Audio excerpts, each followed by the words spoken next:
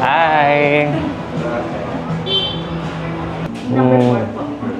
Good for sharing na po siya. Opo, 4 na scoop. Apat na scoop. Kapag ayaw niyo naman po na may mangga, pwede po sa without. Sige, okay lang yung may mangga para ano din namin. Yung number 4 na lang. Tikman muna namin. So, Flavor yun. po ng ice cream niya. Ano yung bestseller nyo dito? Yung mix po.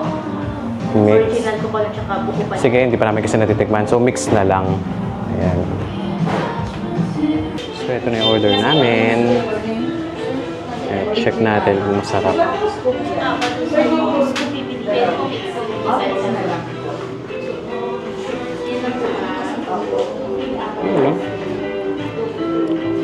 Masarap din siya. So, yung coconut masarap. And yung pandan ice cream.